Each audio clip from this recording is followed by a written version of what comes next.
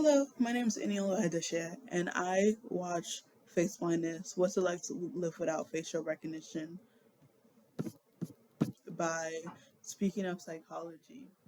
Um, so this podcast basically explores prosopagnosia, which is a neurological condition that impairs the person's ability to recognize faces. So journalist Sadie Dinkler discusses how her personal experiences living with this disorder, and with the help of Dr. Joseph DeGuinness, he explains the research that reveals the causes, the brain mechanisms, and the possible treatments of this disorder. So there's two ways we can look at this disorder. So there's a perceptual deficit and there's a memory deficit. So people with a perceptual deficit, while they cannot recognize the facial features at all. So like they can't tell facial features apart. So me and my friend, we may have we may be right next to someone, but someone with perceptual deficit facial prognosia would not be able to tell, like, oh yeah, I have a, and you have a bigger nose, or Jenny, you have bigger eyes than any. Um, but with memory-related deficit, they can tell the facial features apart, but they cannot recall these faces after they look away.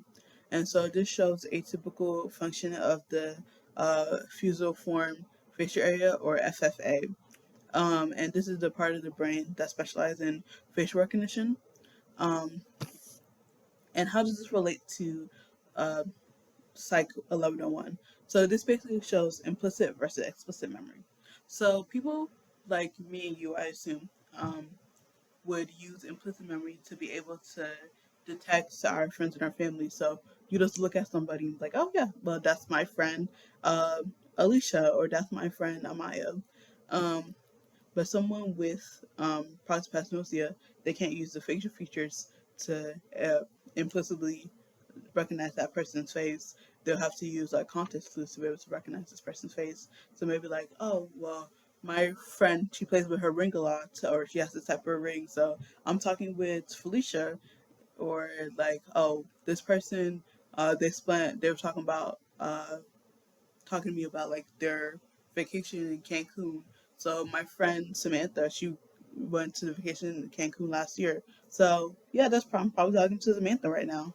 It also shows neuroplasticity. So neuroplasticity is the brain's ability to reorganize and form new connections through experience.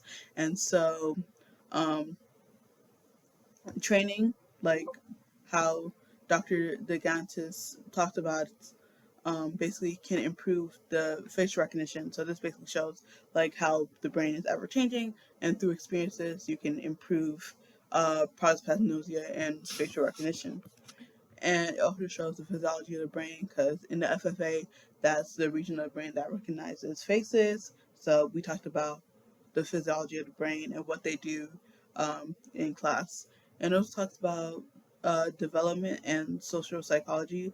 So Dr. DeGandis basically talked about how people who lived in rural areas who saw fewer faces growing up may have weaker uh, facial recognition skills. So basically, it shows like packet theories, like, oh, like a child that didn't really have enough facial recognition in their childhood would develop this way, or something like that. So, how does this relate to personal connections and real world connections? So, what interested me about this episode was how um, was in 11th grade. I read a book called A Man That Mistook His Wife for a Hat. Well, these are not exactly the same um, disorders at all. Like the man in the hat, he would hallucinate people's faces and see them at different objects or different animals. Prosopagnosia is like you can't recognize face, but it basically talks about how the brain deals with visual perceptions, and how without different types, without proper use of the FFA and visual perception, you're not able to recognize people's faces.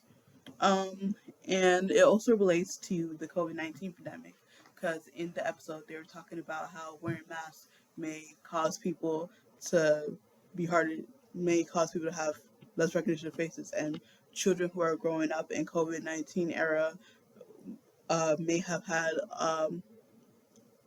slightly worse development because they weren't able to recognize people's faces because of the mask. And